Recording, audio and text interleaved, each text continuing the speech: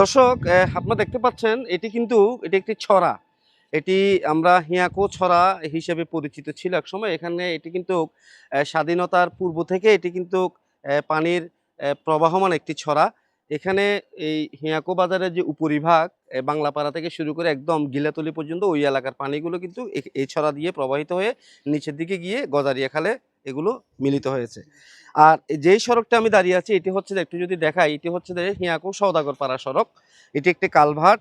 এটি আমাদের স্থানীয় চেয়ারম্যান করে দিয়েছিলেন এই কালভার্টটি।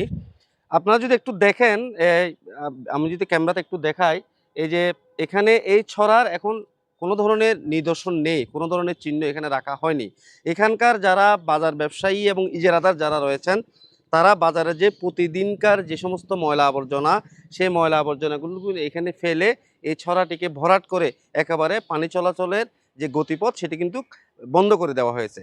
ফলে আজকে গত দুদিনে যে টানা বর্ষণ এবং যে এই পাহাড়ি ডলের ফলে আমরা এই হিয়াকো আপনার খাগড়াছড়ি যে মহাসড়ক, সড়কের উত্তর পাশে যে 10টি পরিবার কিন্তু পানিবন্দী অবস্থায় হয়ে পড়েছে এবং তাদের গবাদি পশু মারা গেছে, তাদের হাঁস মুরগি কিন্তু পানিতে ভেসে চলে গেছে, তাদের 3টি ঘর কিন্তু মাটির গুদাম ধসে পড়ে গেছে। তারা কিন্তু গত দুদিন থেকে একটানা পানিবন্দী অবস্থায় পড়ে আছে। তাদের সেখানে যে তারা বসবাস করবে, অনেকটা কোমর পরিমাণ পানিতে তারা বন্দী হয়ে আছে। তারা, যার কারণ হচ্ছে যে এই ছড়াটি যদি ভরাট না হতো, আজকে এই পানি যদি স্বাভাবিক গতিতে প্রবাহিত হতে পারত, আমি যদি একটু নিচের দিকে দেখাই আপনাদেরকে, পানি প্রবাহিত হতে পারলে কিন্তু আজকে এই পরিবারগুলো কিন্তু পানিবন্দী হতো না। এখানকার যারা ব্যবসায়ী রয়েছেন, আপনাকে একটু যদি দেখায়, এই যে মুরগির দোকান, এটি কিন্তু এখানে এই ছড়া কিন্তু আগে ওদিকে ছিল। এখানে ছড়া ভরাট করে কিন্তু দেখেন, আপনি খুঁটি যদি দেখায়, ছড়া ভরাট করে কিন্তু দোকান নির্মাণ করা হয়েছে। অর্থাৎ যে যেভাবে পেরেছে প্রতিনিয়ত এই যে ছড়া ভরাট করে কিন্তু পানির গতিপথ যে বন্ধ করে দিয়েছে। এবং এখানে যদি দেখায়, এই যে এখানে প্রতিদিনের যে ময়লা আবর্জনা, সেই ময়লা আবর্জনাগুলো ফেলে কিন্তু এই ছড়াটিকে ভরাট করে একেবারে পানির যে গতিপথ স্থায়ীভাবে বন্ধ করে দেওয়া হয়েছে।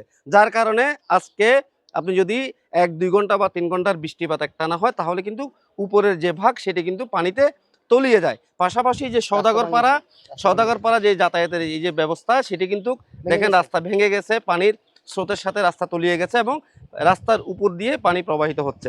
এই সওদাগরপাড়া যারা বসবাস করেন, তাদের যে কোমল মতি যে শিশুরা, ছেলেমেয়েরা যারা স্কুল কলেজ বা বিভিন্ন নুরানি মাদ্রাসা যায়, তারা গত 2 দিন থেকে কিন্তু শিক্ষা প্রতিষ্ঠানে যেতে পারছে না, কারণ এই স্রোতের মধ্য দিয়ে তারা ঝুঁকি নিয়ে পারাপার করছে না। ফলে অনেকটা এই এলাকার জীবনযাত্রা অনেকটা স্থবির হয়ে পড়েছে।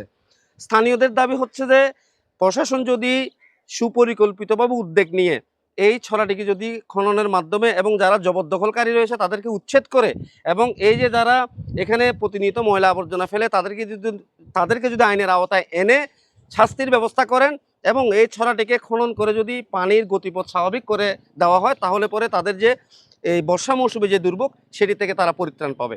আবু মুসা জীবন, গ্লোবাল বাংলা, ফটিকছড়ি, চট্টগ্রাম।